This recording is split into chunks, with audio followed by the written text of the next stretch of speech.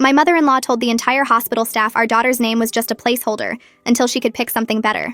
Now she's been cut off from seeing her granddaughter completely. When our daughter Ruby was born 4 months ago, Janet showed up to the delivery room with a list of names she'd already approved. Victoria, Elizabeth, Catherine, all these formal traditional names that sounded like dead queens. My husband Neil and I had picked Ruby after my grandmother who raised me. Janet heard the name and actually laughed.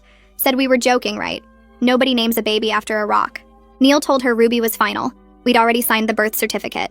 Janet patted my hand like I was a confused child. Said hormones make women emotional after birth, that we'd come to our senses once I recovered. She started calling Ruby the baby, or sweet girl, but never her actual name. At the hospital, she told every nurse who came in that we were still deciding on names, that Ruby was just temporary like those generic labels they put on newborn cribs. One nurse actually came back with forms to update the birth certificate because Janet had been so convincing about us changing our minds. When we brought Ruby home, Janet had bought a wooden sign saying Elizabeth's nursery and hung it on the door while we were still at the hospital. Neil took it down immediately, but she kept bringing new ones. Embroidered blankets with Victoria, silver spoons engraved with Catherine, and a whole christening gown with Margaret stitched across the front. She'd leave them around our house during visits, tucked in the crib, hanging in the closet, like she was trying to manifest a different baby.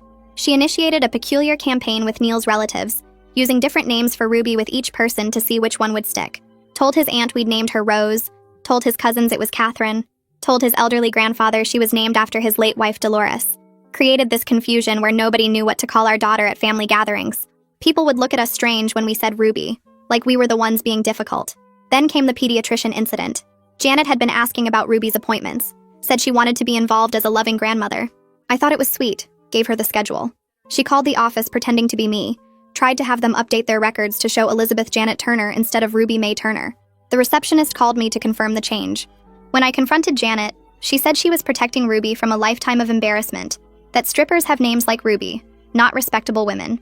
Last month, she started a secret group chat with Neil's side of the family about planning Elizabeth's first Christmas, sent out matching pajama orders with Elizabeth embroidered on them, made dinner reservations under the name, and created a whole gift registry for Elizabeth Turner. Neil's sister finally forwarded me the messages asking if we'd officially changed Ruby's name and not told anyone. The Facebook disaster happened on Sunday.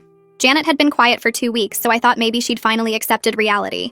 I posted photos from Ruby's 4-month milestone shoot, just sweet pictures of her in a little dress my mother had sent from Italy. Within an hour, Janet had shared every single photo to her own timeline, but edited all my captions. Where I wrote, "Ruby's getting so big," she'd changed it to, "Elizabeth Victoria Turner, 4 months of perfection." She tagged all her friends, our pediatrician's office, Neil's workplace, even my employer somehow, announcing Elizabeth